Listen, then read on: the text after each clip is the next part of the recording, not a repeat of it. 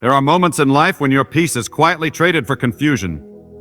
When your smile begins to fade, not all at once, but piece by piece. And when you finally look in the mirror, you don't recognize the person staring back. This transformation doesn't happen overnight.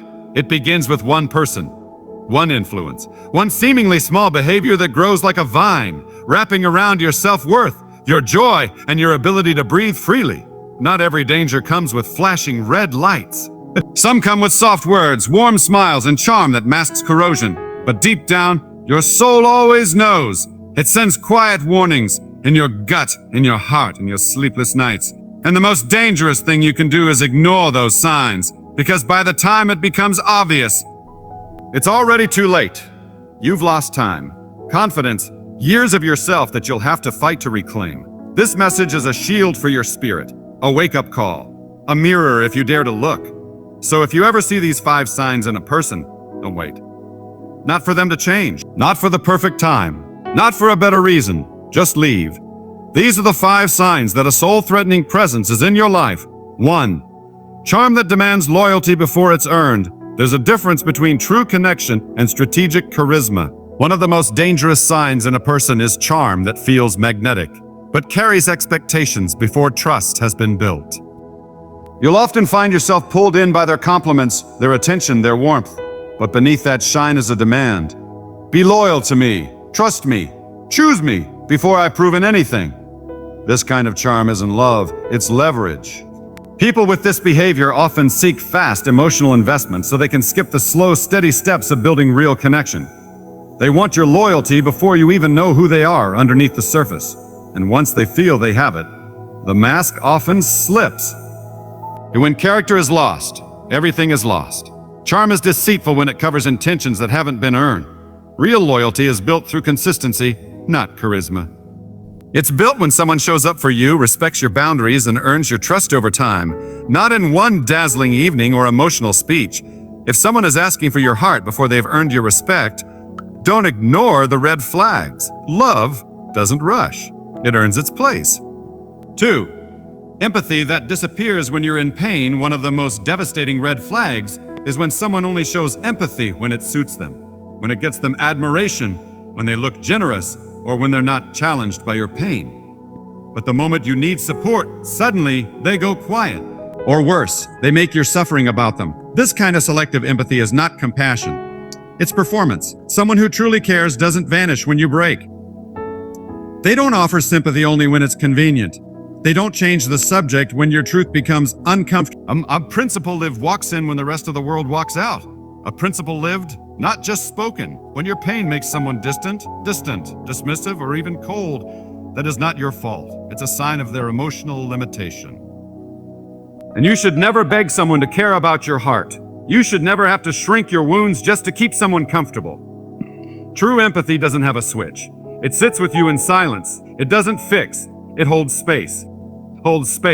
It doesn't just listen to respond, it listens to understand. So when empathy disappears at the very moment you need it most, that's not just a sign. That's a warning. 3. Words that shift blame while sounding sweet. Some of the most dangerous people you'll ever meet won't raise their voice. They won't slam doors. They won't call you names. Instead, they will speak in soft tones and charming phrases and seemingly kind words. But every sentence they say pushes the blame away from them and onto you. It is emotional warfare disguised as grace. They'll say things like, "I didn't mean to make you feel that way." Translation: it's your fault for feeling hurt. I was just trying to help, but I guess I can't do anything right with you. Translation: your reaction is the problem, not my behavior. You're so sensitive. I was only joking. Translation: your pain is an inconvenience to their control. These are not random phrases. They're calculated, designed to confuse you, soften your resistance, and make you question your own experience. This is what psychological manipulation sounds like when it's cloaked in kindness. It's called covert blame shifting, and it is one of the most toxic tools used by people who refuse to take responsibility for their actions. The greatest deception is not always in what's said, but in what's carefully unsaid. This kind of language slowly steals your sense of reality. You'll start apologizing for things you didn't do, explaining yourself for things that weren't wrong, defending emotions you had every right to feel. But here's the truth. Collision kindness that's weaponized isn't kindness. Collision sweet words that twist guilt into your chest are not love. They're control. Collision and anyone who speaks to escape truth is not speaking from love. They're speaking from fear and power. If someone constantly reshapes your hurt to protect their ego, you are not in a safe emotional space. You are being emotionally managed, not emotionally seen.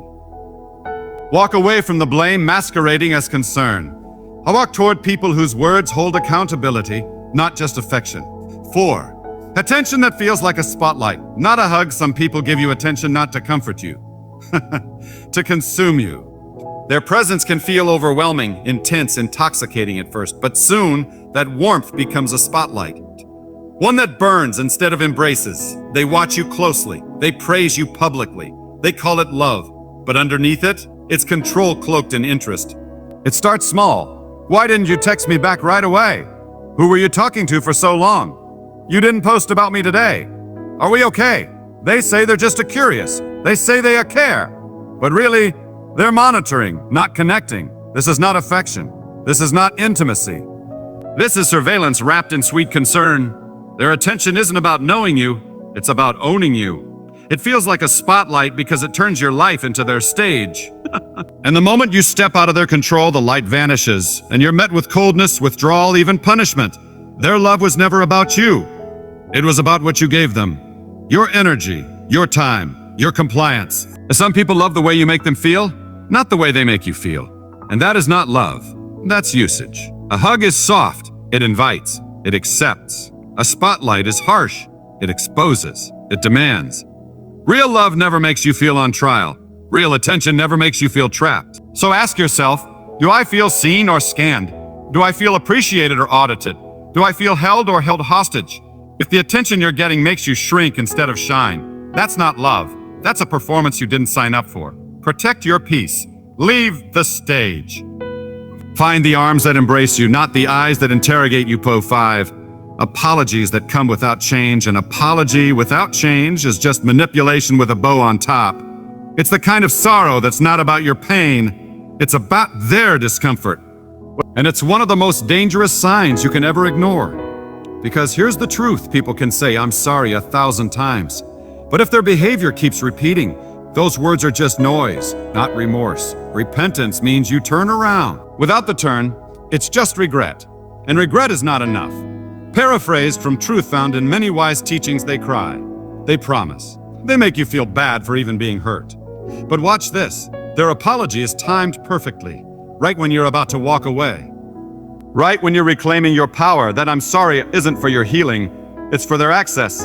They want back in, not because they've changed, but because they don't want to lose their control. Ask yourself, do their actions match their apologies? Do their promises come with patterns or just with tears? Do you feel peace after their words or more confusion? If you have to hope for the change every time they say a sorry, it means you're clinging to potential, not truth. And that's where you lose years of your life, hoping for healing from someone who won't even take the steps. Change is visible. Growth is measurable. Love is accountable. So don't fall for the rhythm of apologies without transformation. Don't confuse emotion for evolution. The strongest apology isn't in what they say. It's in what they do when you're not watching. You are not unreasonable for wanting consistency. You are not asking too much for requiring action behind words. You're not hard to love. You're just done accepting empty sorries that leave you more hollow than healed. Respect yourself enough to stop dancing with those who apologize only to stay close, not to do better. There comes a point in every person's life where silence is no longer strength, it's self-abandonment. And there comes a point where you must realize that not every connection is meant to be kept, especially the ones that slowly erase you. You can't keep breaking your own heart by excusing someone else's behavior.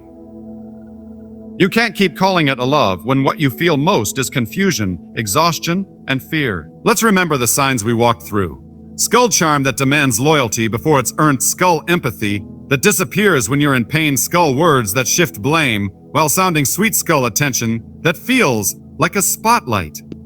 Not a hug skull apologies that come without change. Each one is not just a red flag. It's a mirror reflecting how much of yourself you've been losing to make the wrong person feel comfortable.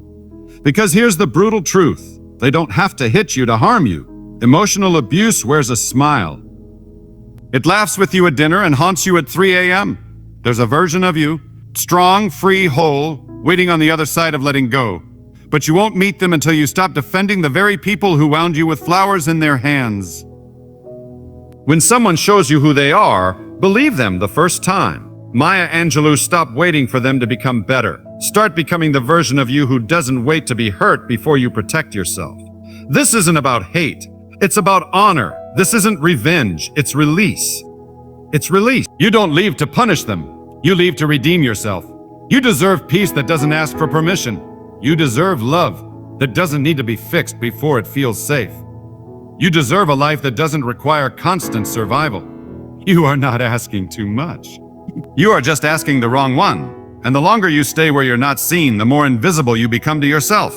So if you recognize even one of these signs, don't ignore the whisper. Don't wait for the storm. Leave, heal, begin again, for real this time. Because the most dangerous person is the one who convinces you that love should hurt this much.